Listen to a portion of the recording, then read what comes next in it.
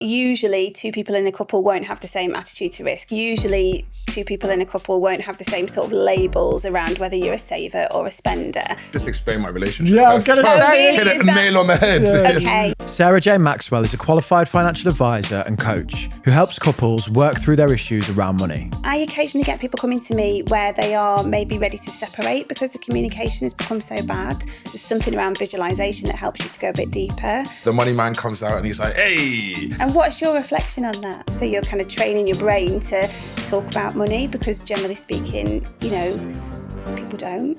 What made you start coaching people about money? Very initially, I was about to set up a financial advice practice. That was my plan.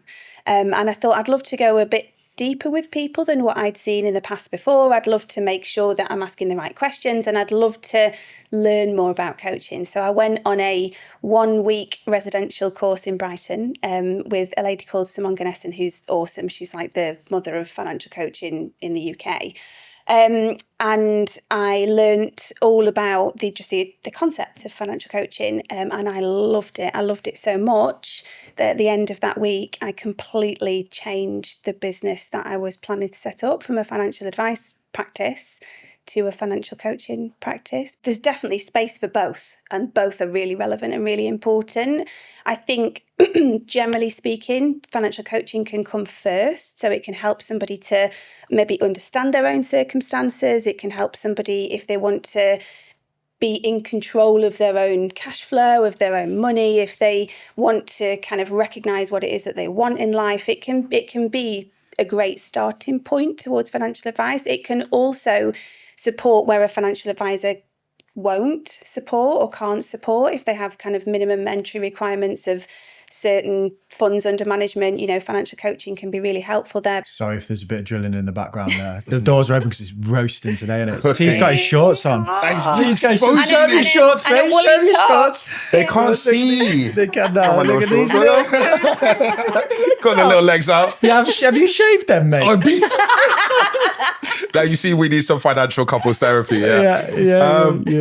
Do you find a lot of financial coaching, the people that come to you, the clients, are they like quite new to investing, or do you have experienced investors as well? Are they quite young, quite old? How is it everything? Yeah, it's such a mix. It's so interesting. I think when I first started out, I thought, I'll be getting people that don't really have much of an understanding. They don't have investments already. I just thought it'd be a certain way, whereas the reality is very different. You know, people may have had experience and they might dip the toe into investing but become really scared because, you know, they bought assets at a period of time where we had some sort of financial thing going on and they went down in value and they dipped the toe right back out and they become afraid of it, versus people that have got lots of wealth and, you know, they're really au fait with investing, but actually what they're coming to work on is what is my life about? Like, what am I working towards the right goal? Sometimes people get somewhere and then they go, oh my God, this wasn't my goal. I'm suddenly here. I've got this amazing business, or I've sold my business and I've got a load of money.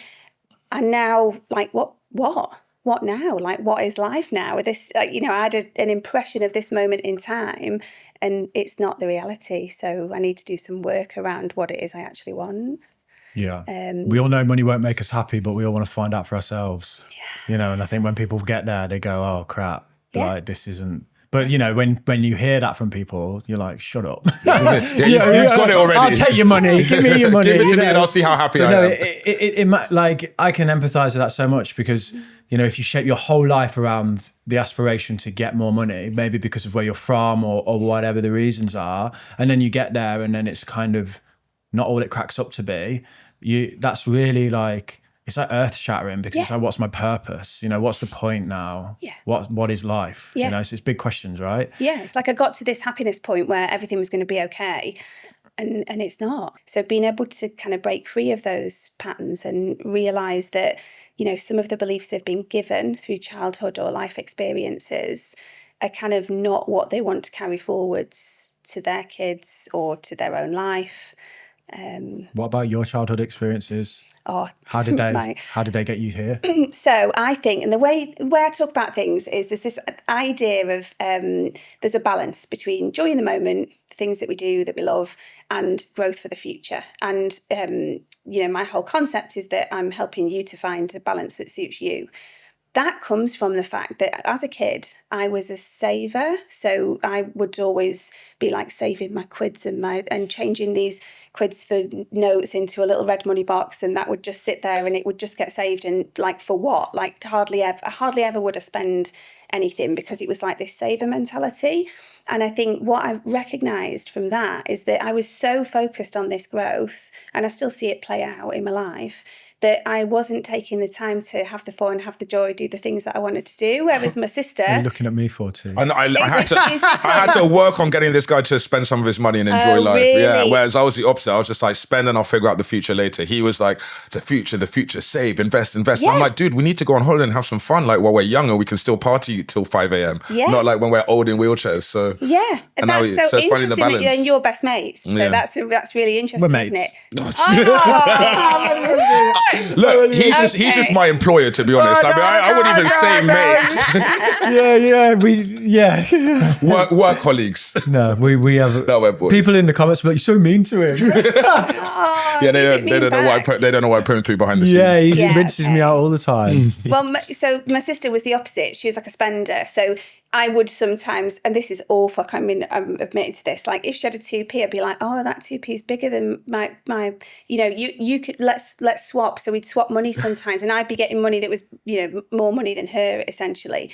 But she didn't care, because she would just be like, oh yeah, I've got this money, I'm just going to spend it. And we were just so different, and people in life are different like that, aren't they? So it can't necessarily be fixed on how your parents operated. It's how your parents operated when you were in that formative period. And we're 3 years apart, but we're really different. Bringing that back to couples then, what are the common things that couples come in about? So sometimes they arrive because they feel like there's some sort of imbalance in their relationship. So just things aren't working for them. So perhaps if one person earns more than the other and they're still trying to do 50-50, or perhaps they've inherited some money on one side and they want to try and work through that, or just that the circumstances are changing. So, they might be moving in together and want to do that in a really sort of empowering way and make sure that they've kind of checked everything down and they feel comfortable and confident to talk about money, or they want to build a good way of communicating around money. So they want to, create a structure that gives them the ability to really talk deeply about it. It's funny because this is a generalization, but usually two people in a couple won't have the same attitude to risk. Usually two people in a couple won't have the same sort of labels around whether you're a saver or a spender. And you kind of use those labels almost to like blame each other for certain things. So definitely, whether it's a sibling relationship, whether it's a couple relationship, whatever the dynamic is, you get labelled something, and then that label sticks on you until you sort of say, I've had enough of that label. I wish to change it. Like, stop calling me that. It's really bothering me, and it's actually not helping for me to change or be happy with who I am. So yeah, in couples, I think I generally notice in the space that one person would call themselves a spender and one person would call themselves a saver, or one person would have like all their money in cash versus the other person in crypto, and having side hustles and businesses, and just risk, just the idea of risk just doesn't bother them. Explain my relationship. Yeah, I was going to say. Hit it nail on the head. Yeah. Okay, yeah. I got my partner to send me like what's our attitudes to money, and she sent me a voice note and she says, because we've got different backgrounds, she likes to save from her childhood. She always likes having a safety net. She says, I like to take risks. Some are great, some are ridiculous, apparently. I mean, I think they're all great, personally. She said most of our money arguments are because she's very cautious and likes to just keep money in the bank, likes to have a safety net, whereas I keep telling her you need to invest. So her fear is of the investment going wrong and losing her safety net. But she thinks the most important thing is to understand your different backgrounds and your habits and then come to like a happy medium. So now she's investing more. She still doesn't like taking risks, but things like, it depends on the type of investment. So she doesn't want any crypto investments. I love crypto investments, but she's happy with the LISA investments we do, the pension. So it's just finding the happy balance for both. And she knows I'm still going to do risky investments, but she won't herself. So we're very different. It's just finding the middle ground. Do you find You're that? absolutely right. Do you find that like there's a counterbalance? So if one person T is risk on, let's say that, would it be fair to assume that his partner might then go the other way because they feel that they need to counteract him? They might not even be that way necessarily. Yeah, and I think where it can go, so that you've just described sounds great. You're meeting in the middle, you're understanding how each other works. So you're not trying to stop each other from being who you are, you're understanding, and you're maybe countering each other's risk by one of you being tremendously safe and the other taking more risk. Where it can go wrong is if somebody's taking a really aggressive risk with family wealth that then they're not being open about, so that maybe, the other person doesn't actually know the risk that's being taken. So if you imagine, and I saw this a lot really in my background, where, there were situations where the financial advisor would be seeing one person in the couple and not really the other, so not necessarily taking both thoughts and circumstances into account, or when somebody just goes off and does their own thing and doesn't bring it to the relationship and talk about it. So if it's been hidden, so if you're taking lots of risk and you're actually losing some money, but you're not telling the other person because you're nervous, and then you're chasing you're kind of chasing and taking even more risk because you don't want to be honest about the money that's been lost. So you're trying to recoup it, which is just the worst space to be in. And then that becomes very difficult from a communication perspective, because more and more and more then just becomes hidden in the relationship. And the person that's kind of not aware of what's going on is wondering why everything's become so stressful, and the partner doesn't want to talk about money and is getting really stressed. But because they are holding some shame around it, they're not sharing. They're not really saying exactly what's going on. So that's where being opposite ends of the scale can go wrong, when the communication fails. I got scammed for $8,000 in crypto, and it took like 6 months for me to tell her. You got all the stories, mate. Mate, I've been through it. But yeah, it was while we were doing the podcast. Like, sounds like she's been through it, mate. You got to make sure your lady's battle tested, mate. Put them through the hardships. Know that they're loyal. No, but yeah, I've eventually told her. But those 6 months, it was just like you said, it's like the guilt, the stress, the shame. You're like, it's fine if I make this money back, then I never have to tell her. I'm like, oh look, I made $2,000 instead of I lost $8,000. But then eventually, like once you tell them, it's like, the weight's gone, and then you're like, and they don't judge you. You have to like, it happens. Like they're like, thank you for what took you so long telling me. So it's kind of like, but I understand if you lost a lot more, or like something that really affects, like if you can't pay the rent, for example, it's, the stress is gonna like outweigh exponential. Exactly that, yeah. So if one person is essentially taking control of everything and they do something that perhaps wasn't the right decision on reflection, but they don't talk about it, the other person's just totally in the dark, and is not aware of what's going on. So I get what you're saying around that relief of suddenly saying, okay, I've lost $8,000, like this is the reality of it. And I understand as well why your partner might be like, well, why is it taking you so many months to tell me? Because just you being able to talk openly about that initially, I bet would have probably saved lots of arguments in the meantime, where she didn't really know what was going on. That popped out, yeah, exactly. A little bit of stress, yeah. So it's the communication side of things that counts, and being able to understand each other and work out how to move forwards. What's the catalyst for them coming forwards, though? What suddenly changes in the relationship dynamic that means they go, okay, let's go get help? I think sometimes if I occasionally get people coming to me where they are maybe ready to separate because the communication has become so bad.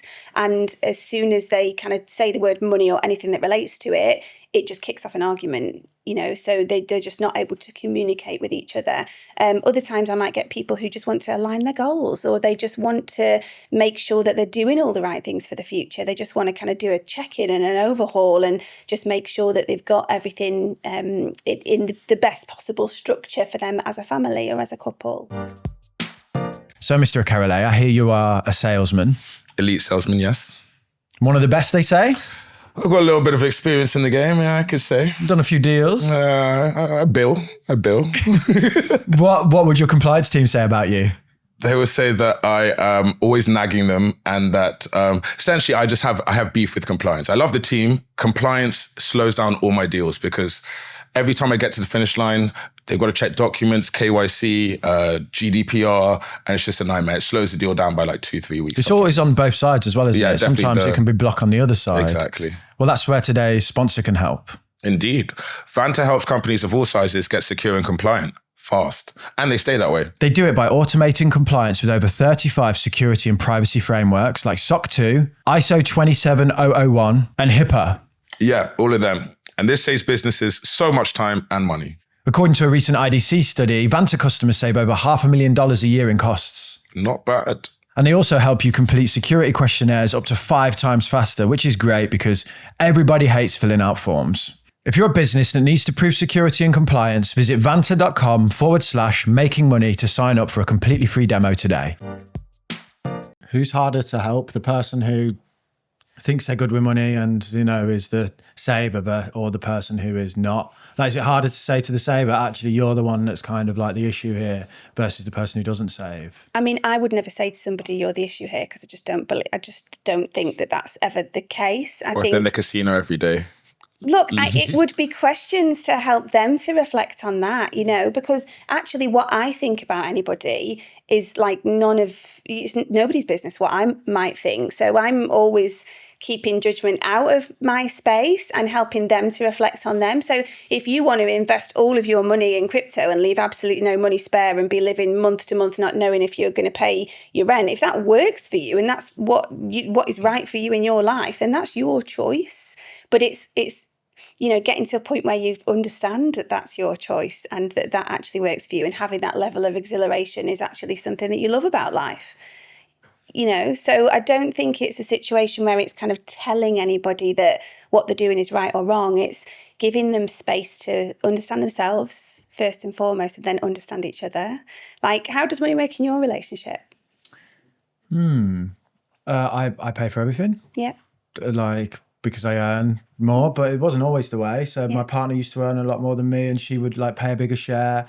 Whereas now I just basically pay for most things. We're both self-employed, and it's peaks and troughs, right? So, it's not always going to be the case that her business is kicking. And I would like her to know that she does more for me in terms of like non-financial than I do the other way around. And I actually think like I get a pretty good deal. Do you know what I mean? It's nice for me to be able to pay for it all, because a lot of the stuff she does, I'll be like, bloody hell, that's a lot of hard work. So and what it's allowed me to do is like provide a quality of life for her and her son that I think is like, I'm proud of.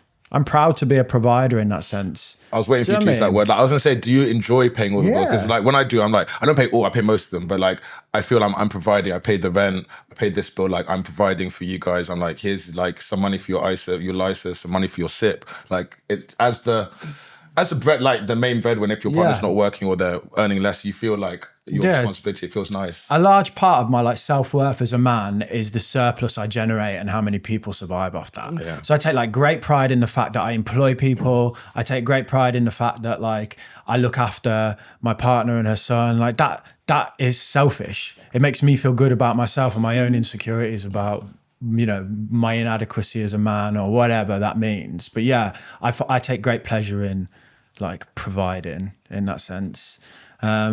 And if she earned the same amount as me, we would probably be 50-50, but we don't at the minute, so we don't. We could live a life lower down, and then she would be able to support that. I think there's probably a worry, isn't there, if I disappear for whatever reason, that the quality of life that her son enjoys would drop. And it's not lavish, but we pay for like him to go to clubs. If he wants to learn drums, he can. Do you know what I mean? These kind of things. Chauffeur driven with Bugatti to school every day, but that's normal. Like it's fine. Only when the chopper's not available. No, I think all parents want to feel like they can provide for their kids. Yeah. And I feel like the downside of having such an income imbalance will be that you naturally feel like a parent, like you are not providing, is how I would imagine she might feel, which I think is like a hard thing. And do you ever sort of communicate around that with each other? So I try and make it clear to her that like, I don't mind and that it's okay. But then, no, probably not is the answer. We don't communicate around that. For me, my partner hasn't gone back to work since we've had our kid, who's like 2.5 now. Yeah. So obviously she's not earning, but she has savings. She's got, she loves her savings, so she's got savings.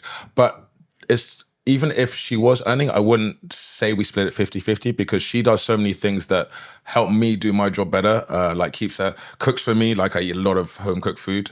And she looks after our son. And in West London, Kin Nursery School is crazy. That's 10 grand a year, isn't it? You know what I mean? So like, value. she's saving me thousands of pounds a month. Like it's probably around 2 grand in my area for nursery school full time, and that's my rent. So she's saving me my rent again by staying at home, looking after our son, feeding him. Like we're not paying for all these meals and stuff. So like there's a lot of value you can add without just adding money. So like her cooking me food means I don't have to get takeaways, save my money there. I eat better, I'm healthier. Her look after my son, he doesn't have to go to kindergarten. So she wants to go back to work eventually, but in the time she's not, we're saving so much money. So there are other things that partners can do that aren't necessarily like, I'm paying these bills. Yeah, but you're saving me 4 grand a month, 3 grand a month. So I think about it not just in the monetary sense, but also like the emotional, what do you call it? Happy, holistic, yeah. So there's a lot of value you can do. Like my son gets to spend time with his mum rather than some random teacher who doesn't care about him. So he can develop better. So there are all these things that you can't really put money on in relationships. But then you get into this dangerous position of like, well, and I'm not saying this is where I am, but people can get there where it's like, you take out the bin because I pay for everything. Do you know what I mean? And it's like your role like say, I'm not doing anything in the house. Because I pay for and everything. that's a lot of work, you know? Yeah, so I don't know what the balance is there. Like you should still contribute to the housework.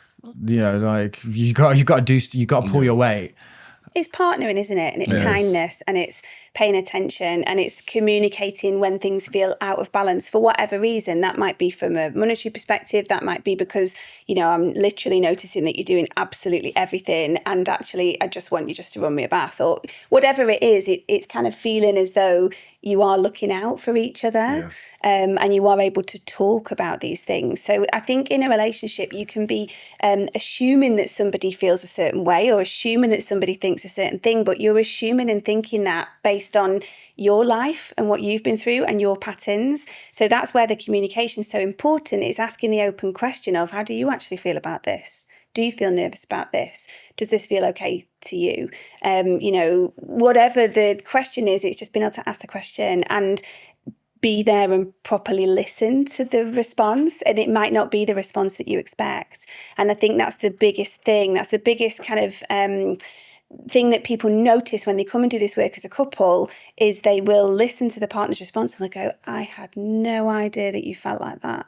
So, you know, in the example that you gave before about, you know, the lifestyle that you've chosen and the fact that that costs more than, you know, you wouldn't be able to go half in at the moment on that lifestyle. That's something that, you know, you're taking responsibility for. You might find if you ask some of those open questions with your partner that, you know, she might say, actually, I'd much rather we didn't have such big expenses because it bothers me that I'm not contributing the same way as you are. Or you might find that she says, that's not even something that worries me. I don't even care about it. But it's just having that conversation, because at the moment, until you've asked the question, you're just assuming what she thinks. And she could be holding something about that would be really important for her to be able to talk about. You know, something that I see in the space is when a person's able to open up and be really listened to around what's going on for them, there is a weight, you can see it. It's like a physical thing that lifts in somebody, and it's just like, wow, I didn't need to hold that on my own anymore, and my partner's just okay with me being honest about that. It's just that ability to release and be totally honest with somebody. So a lot of the time that might be with me first. So I have an initial session with each member of the couple separately. That allows them to just download everything. So just say it all without being worried that they might upset the partner, just get it all out of the way. Sometimes that means they then go and have a really positive, amazing conversation with each other because they've said it out loud to me and then they're ready to say it to each other. The makeup sex is amazing that night. Say again? I said the makeup sex that night's amazing. Well, I'm sure it would be extraordinary. Yeah. So how many children are you responsible for? So maybe that's what I should be putting on the website. Improve your sex. No. More bang for your buck. It does, more bang for your buck. Yeah. That's the slogan. Yeah, brilliant. Okay, I'll use it. Okay, that's where my brain's gone now. You just got to think I'm so sorry. It's really highly inappropriate of me. Should we talk about my pencil case? Yeah. No, I'm joking. Yeah. Where do we go? How do we top that? So I think, one thing that like I struggle with in my relationship, right, is I am very solutions driven. So if there's a problem, let's fix it. Find a fix. And I just want to obsess over fixing it, get rid of it. Yeah. Whereas my partner has this kind of like, the emotion of it. Like, I need to process the emotion of the thing. And me processing the emotion is finding a solution. Like, you know, there was this period where through COVID, her business got shut down because she's in like the beauty industry. And that meant that she couldn't work because of the type of business she had. She got no support. So she ended up amassing debt. She didn't want to tell me about this, but because the debt payments were so high, they were still, you know, the debt was building. And when I found out, it was like, if you'd have told me 6 months ago, it would have been a much smaller problem. And now it's a bigger problem. And, you know, I was like, let's just get paid, let's get it sorted. And she wants to like talk about the emotion of the thing. Do you know what I mean? And I think that's where we butt heads. I find a lot, maybe, I don't want to say it's a male-female thing, but I have another female friend who's like that. She'll bring a problem to me and I'll be like, right, this is how you fix it. She's like, no, I just want to talk about how I feel. And I'm like, I have the same let's problem. Fix it. Same arguments. I'm like, I just want a solution. Yeah, I need the solution because that's going to stop me feeling. My partner says she wants to be heard and express herself and talk about it. I'm like, but let's just fix it. I don't have time for that. Let's just fix it. I have work to do. Yeah. So yeah. Yeah, do you see what I mean? Like, we've got like two like processes that butt heads, and I can be seen as insensitive because I'm just like, okay, do this, and this. She's like, I don't want to hear your solutions. I just want to talk about how I feel. Yeah. You know. And if you took a step back and didn't come in with the solution, do you think she would have created her own solution? Maybe. I don't know. I mean, I think with the example I gave, like her solution was to ignore it and it didn't get any better until I was like, what's going on? And then the solution was I helped, you know, in that sense. But in other circumstances, probably, you know, she's very intelligent and highly capable. So she probably would have come up with a solution herself, yeah. Yeah, because there's something around, if you kind of almost solutionize or save someone or tell someone what to do, it can sometimes just take away their power. Yeah. So it's just being careful of maybe just asking the question, do you just want me to listen to you? Yeah. Or do you want me to ask you questions? Because if someone asks me about a problem, I think you're asking me for a solution, not like you just want to talk to me about a problem. Yeah. And I feel like that's also because of your experience, the way we were raised, the work experience, we're both in sales. So like the client's like, oh, I can't do this. Oh, we need this. And you're like, don't worry, I've got a solution. Here's what we do. Close the deal, on to the next one. So it's very like ingrained in us to find a solution or solve the problem. Yeah. Keep it moving, be efficient. If I come to you about a problem, I'm looking for your advice on it. Not do you just know what I mean? Like like a vent in place, you know? But that's great if you are looking for advice.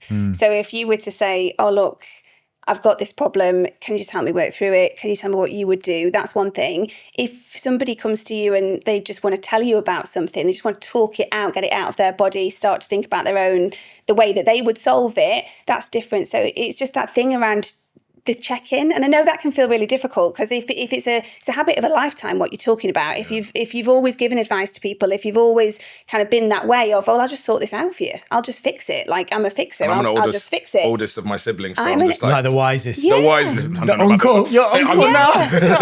I'm the cool young uncle. OG. I'm the OG cool young uncle. But I'm always like, this is how you fix it. Oh, don't do that, do this. Exactly. Yeah, I'll come with you. Oh, I'll drive you there. Don't worry, I'll take you to the airport. Like, I'll fix it. You know, so. And it's just that moment of check-in. Do you want me to give you my thoughts? Do you want me to tell you what to do? Or do you want me to help you to decide what you're going to do about it? Do you want to take control of this and just have my assistance or for me to ask questions? So it's so powerful to just be able to listen to somebody. Yeah, I think that's good advice. You know, do you want my advice or do you just want me to listen? So T, recently we had a conversation with tax expert Dan Needle, and I think one thing that became very apparent is you're going to have a real big crypto tax bill.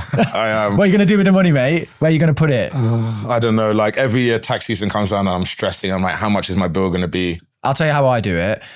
What's important for me is that money, that tax money, is completely separate to every other bit of money in my life, because otherwise I start counting it as mine. I start locking it away in the stock market or whatever. So I use a tied instant saver account. That's just attached to my business, and I just put the money in there and keep it in there, and that's solely for the tax. You can just ping it over to tax man when it's tax time. I just know it's allocated for, and the stress that takes off me is worth its weight in gold. Every January I'm stressing.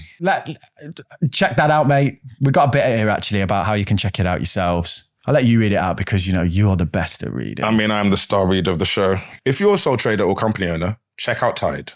New members can get up to 4.22% AER variable for 6 months. I say up to because it depends on how much you deposit in your account. The more you save, the higher the rate.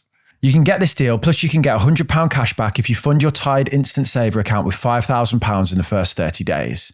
You get that by using the code MAKINGMONEY. Terms and conditions apply. The code is Making Money, all one word, and you'll find the full terms and conditions and all details of the offer in the description below. The variable rate is correct as of the 19th of June, 2025. I want to come back to the split thing, right? What do you see as common amongst relationships that you encounter?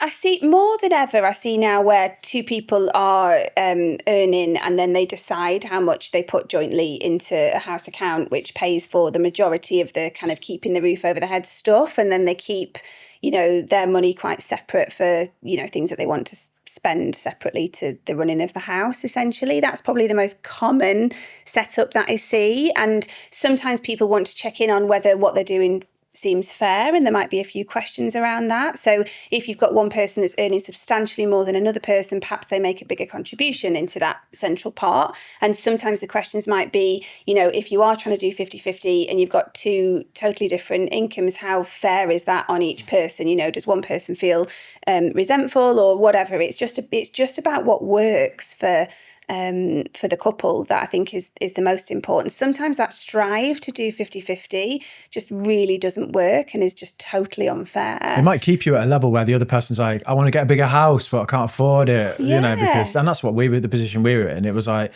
I want a studio in the house from my YouTube. So if we're going to move step up the ladder, essentially, it's going to cost a lot of money. I'll do that, you know? If it's 50-50, it's like my business suffers, Yeah, exactly. So it's being able to have those conversations. Like, I'm earning more, therefore I'm happy to contribute more. That works for us. That feels fair.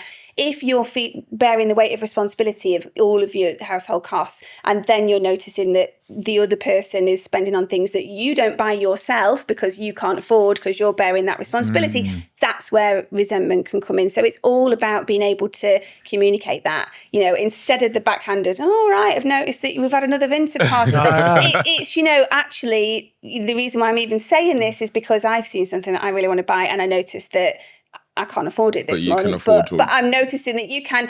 So having that communication instead of the, people having to hide parcels or, is that new? No, it's not new. I've had it 5 years. What are you on about? So it's the sort of, whatever structure you've got, it's checking in on it. Is that structure still working for both of us? Does it still feel fair? Is there anything going wrong with it? And I think that's what, creating a bit of a couple's date or a couple's money date structure is. It's the ability to check back in on decisions that you might have made at a certain point when things are a certain way, and then you have changes and then you might want to do something different. What's a money date? So I guess going backwards first before going into a date, the way that I'd like to get people to work is that they think about the commitments first. So they think about the why. So think about the reason for actually even having a money date in the first place. So what they actually both want to get out of it, what they're looking to achieve, what their goals are. And then thinking about where and when is good. So sometimes people will come to me and they're like, God, my partner just wakes me up in the morning and the first thing they want to talk about is money, or there's a direct debit coming out, and it stresses me out and it spoils my whole day.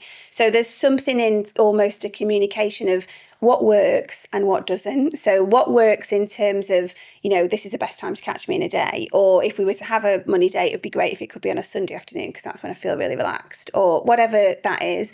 But also what doesn't work well. So, when you wake me up in the morning talking about money, that just spoils my whole day and it means I'm really reactive. What doesn't work, what triggers me, when you talk about my mom, it really triggers me, or when you talk about something to do with the kid, whatever it is. So it's almost stipulating what does good communication look like, what does bad communication look like, what's going to work, and how do we celebrate each other?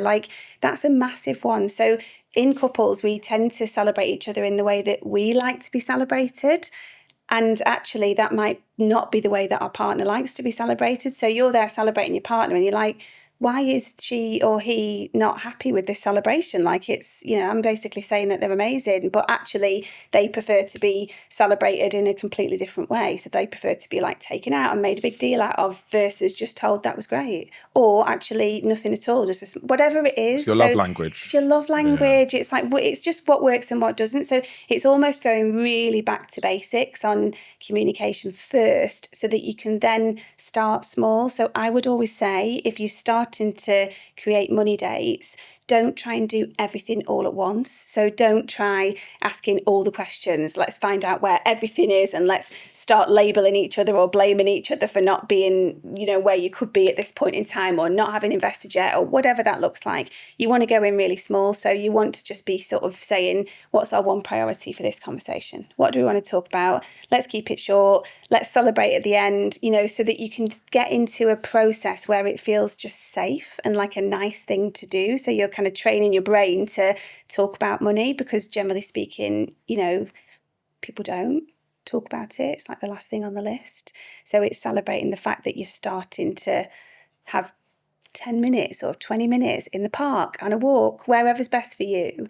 And you're starting to communicate what each of your priorities are, what worries you, what you're really happy with, like just starting to talk about things. And then, we create a structure in couples work where they kind of build their own process. So they then build what a date looks like, and they do a little bit of prep beforehand. So it's almost like going into, it makes it sound dull and awful, but it's like how you might set an agenda, but it's useful because it means that both people are coming in with what is important to them, as opposed to it generally being driven by the loudest person, or it being driven by the person that knows the most, or takes the reins. So it's that ability to both feed in and to really listen.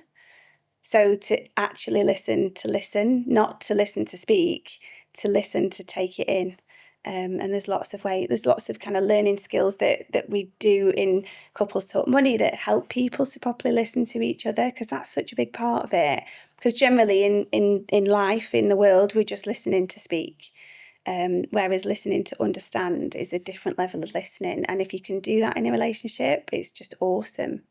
It just takes practice. I got a mate that like they pay like on a percentage basis based on what each other earns, and he got a pay rise recently. He was like, "Don't tell her, because my percentage will go up."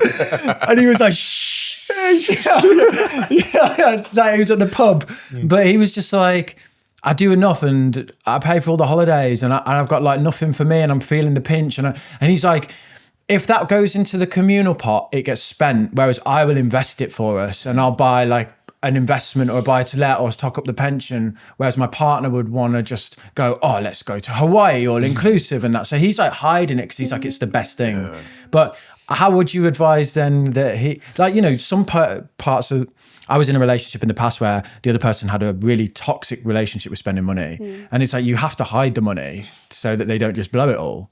It's that what you're saying, having to hide things in a relationship. It's how can you find a way to not do that? So yes, it's going to take communication. Yes, it might take the support of a third party to be able to communicate, but it's important that both people are heard. So it's like, I've had this pay rise. I know that we've been talking about this holiday to Hawaii for the last 2 years, and I know that's what you're going to want to do, but I'm feeling a bit nervous about the future. Therefore, I'm thinking about investing it. Can we just check in and talk about that? Because just the minute you start to hide things, it's like a slippery slope, because, then imagine if the partner sees the pay slip, or if it comes out in another way and they haven't shared that information, or, even a friendship breaks down, the friend says, oh, well, he's hiding something from me. I think when you start to hide things like that, I just think it's... And it's not always bad things you hide. Like my partner, she always used to be overdrawn and not tell me. And then... and she wouldn't want to ask me for money. So you're paying for loss. I don't want to ask you for money. I'm like, yeah, but if you tell me when you're about to go overdrawn, we don't have to give free money to the bank. They're charging like 15 quid a week or 20 quid a day or whatever it is. I don't know with that bank. But I know that they're charging her way You could just put like 100 quid and in. I'm like, I'll just give you 100 quid and you won't go overdrawn. So tell me when you get to like 20 quid in your bank. So you don't have to go into your savings and you don't have to like go overdrawn. And then I'll just stop you and then we'll save money where it's our money. So I'm like, stop going overdrawn. And she did it again. Then we had a long talk. Now it's a rule. She will not go overdrawn. Yeah, so it's not always a bad thing. It can be you're hiding something to help your partner in a way you think is helping them. Absolutely. Or like you think you don't want them to be disappointed, or you don't want to be holding shame. Like whatever it is, if you're thinking of hiding something, it's like, is this what I really want to do? Or do I want to try and have better communication? Do I want to actually talk about why I thought about hiding this? You know, like I thought about hiding this because I know we've been talking about going, so but you know, whatever it is, I think finding a way to have that openness, or saying, actually, let's keep the structure as it is. And if either of our income increases, we're not going to talk about it. That's fine too. But I think hiding it on purpose is where it can become really difficult in a relationship.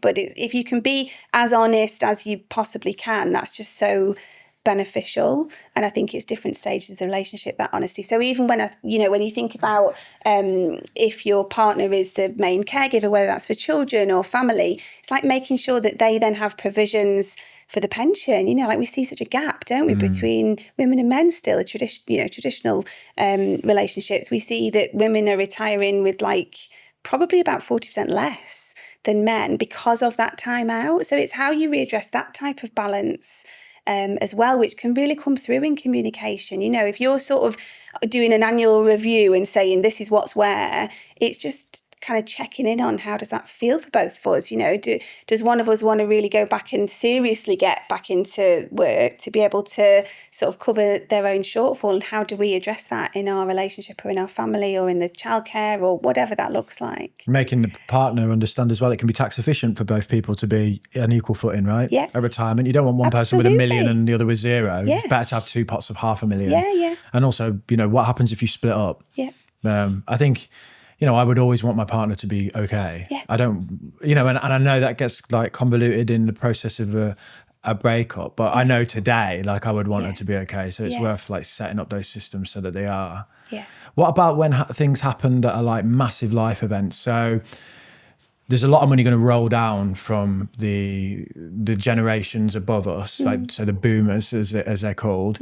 A lot of wealth is sat in that generation that's going to cascade down, but not everyone's going to get it. So it's reasonable to assume that you're going to have couples where one person inherits like a lot of money, potentially 7 figures, and the other person gets nothing. Yeah. What happens there, and how do people manage that, and the family pressures around that? How does someone who's been given like £1 million from their parents that are now dead get comfortable with potentially sharing that money? Because there's emotion both ways, isn't there? It's like my family have left me this, and you know, what do you think? Yeah, especially if you feel like there's stipulations on that inheritance. So, you know, if your family have always drummed into you that this is to be passed along the line almost forever. So all you're doing is looking after this wealth. It's not for you to spend or have fun with or to have the life that you choose. It is to be preserved and kept for the next generation. So it depends on the pattern. It depends on what you've been told about that money before you receive it. And of course, if that then just comes into your relationship and you don't talk about it, then there might be an expectation from your partner. They might be like, oh, right, so obviously the mortgage is going to get paid off because you've had that £1 million. Whereas, you know, if you haven't communicated that, you might be like, well, no, I was just going to put it straight into savings and investments and protect it for our children. And I was just happy that we were still 50-50 on the mortgage. But that's where the communication comes in, because generally speaking, you've got some sort of line of sight on an inheritance. There's generally some communication, but it depends on the family, doesn't it? You know, and I think you can't always assume that there's going to be an inheritance. Sometimes, you know, people give it to charity. Sometimes people think, I don't want the kids to have the responsibility of this wealth. We'd rather put it, you know, into a foundation or give it to charity or something else. So that is all in with the communication again, you know, having those conversations with your parents or with your grandparents and understanding what it is they want to do. I mean, to give a personal experience here, my grandma, when she passed away, she didn't have loads of money, but she had like, I think about £100,000 in a bank account, but she'd always lived as though she was just completely about to go bankrupt. Her kind of almost her mentality was like, oh, when we get this paid off, or when we do this, or when we do that, we'll be happy, or, you know, and she had sort of clothes and things in the wardrobe that still had the tags on, you know, where she was like saving them for best. And I just thought, God, I wish that she'd have just spent that money and enjoyed her life rather than it going to like my mum and her 2 brothers. that she'd have just enjoyed that. So I think, whenever we have conversations, I'm always like to my dad, just, I'm expecting nothing, just enjoy, have the life that you want to have, but then it's being able to talk about it. Because there's massive differences, isn't there, between leaving the money to be inherited or gifting whilst you're alive. And there's just so much in the communication there. Yeah. You wanted to do a visualization with us. I did. don't know what that means or what we're doing, but can we finish on that? Yeah. If that's okay. Yeah, I don't have to stand up again, do I? So they can see, Yeah, get a see little my shorts. chicken you can legs out. absolutely do it These sitting legs are down. bigger than you. No, they're not. No legs. You have are a little bigger. knee strap on Yeah. because you can't. They're bent in half, mate. You can't even hold your own weight up, mate, on them little sticks. Definitely couldn't hold your weight up on these little sticks, mate. I'm going to give you both a big piece of Oh, it's a giant post-it note. giant I post-it love notes to that. stick down, just in case you want to make any notes. Because when I do this visualization, because you're doing it together, and you can choose your Can I own. get a pen from the pencil You case? can choose your own pen. Thank you. So yeah, I'll open them all so you can make your own No selection. copying my For answer. people listening on audio, you've got an amazing pencil case. It's got Yeah, there's a pencil lot there. Oh, there's even sharpener. a sweet there. You could eat a sweet if you wanted to. I didn't know that was in there. pink That's a tape as well. surprise. You might So many want colours. something that colours. you're going to be able to see. Yeah, that's very, I'm going. And what I'll do when I take you through this visualization, now when it's time, I will get you to close your eyes. And if anybody else in the room wants to do this, you're very welcome to, because it might be nice for just everybody to listen in and have a go at this particular visualization, just see what comes up. So what I will say is just don't judge what comes up for you. So just allow whatever to materialize. Don't judge it. Don't lay any expectations. Just enjoy having the time with your eyes shut, thinking about the questions that I ask you. And I'll start with a quick energy clear just to relax you and just to get rid of everything that we've just talked about. Are you ready? You look tired. No, I had a little yawn. You know what it is? It's because I thought I'd come more fashionable, but this And thing you're is so warm. hot. Yeah. Like dying for fashion out here. But yeah, go for it. I'm good. Okay, so maybe just a little Shake it shake off, shake it first, off. shake off the stuff that we've talked about. And a lovely big deep breath in and out. Closing down your eyes, feeling how your body's held in the seat, and turning your attention down to the soles of your feet. Noticing the soles of your feet as they open up to the energy from the centre of the earth.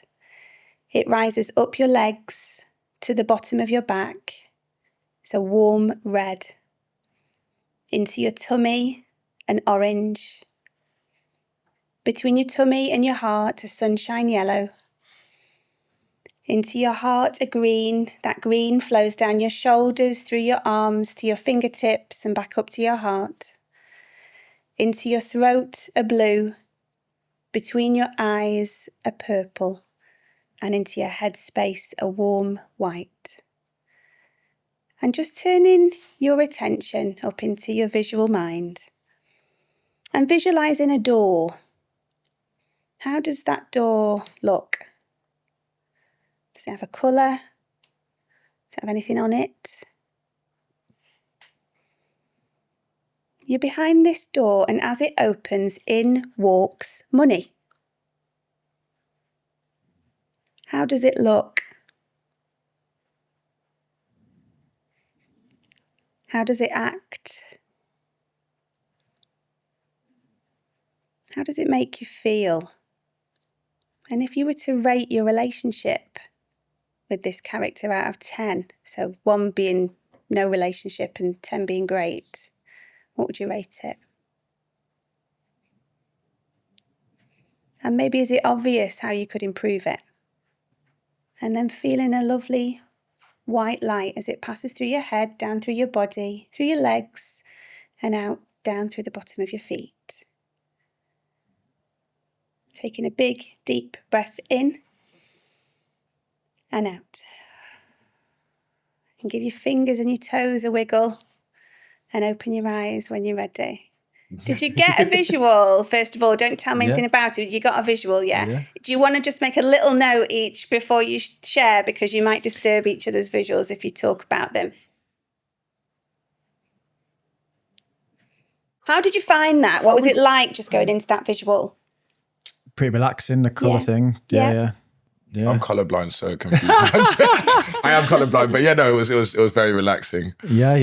Yeah, easy to do the visual. Yeah. Yeah. And that's just a part of this kind of visualization tool. Okay. It's just the first part of it.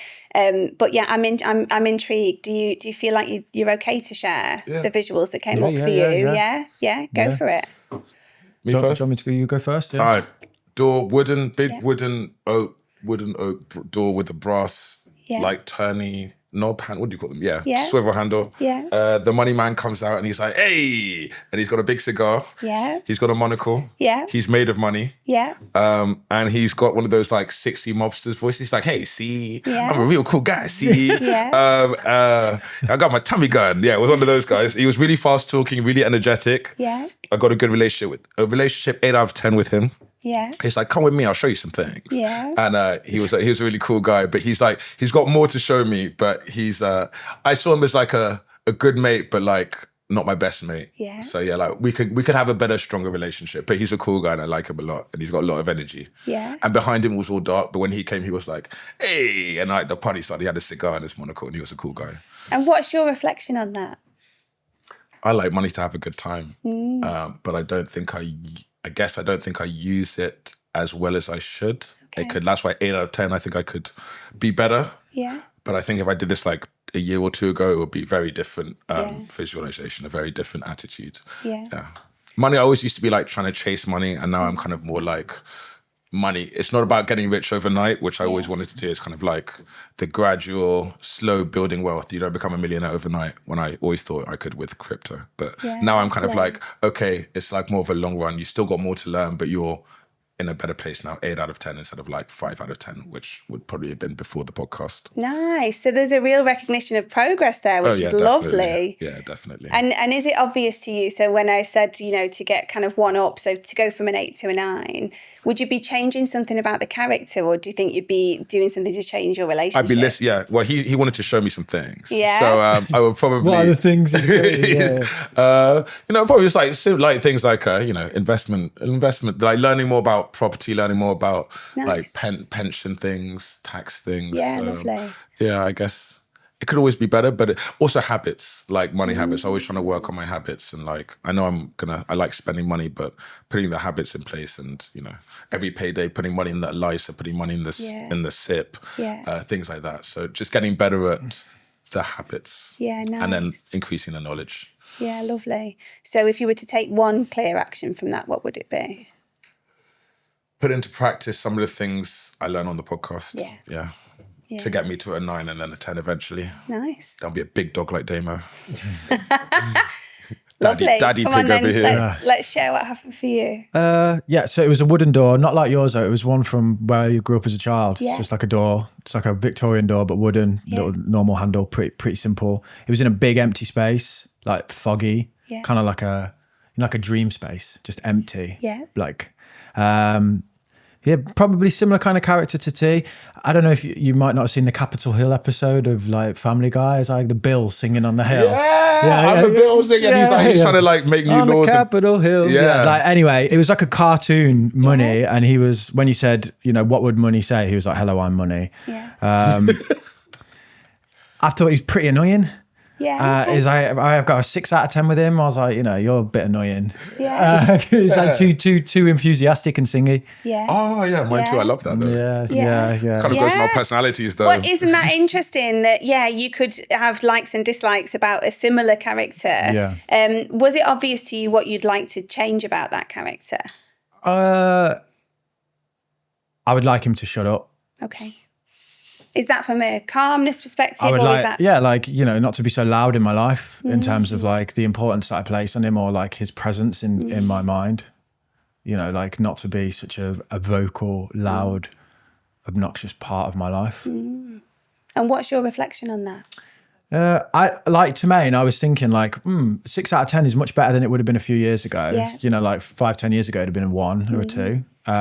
But I think just like it, to put less importance on money for money's sake, and to just enjoy life and seek out the things that I know will deliver long-term happiness, which are relationships and memories, and to stop pursuing the cash.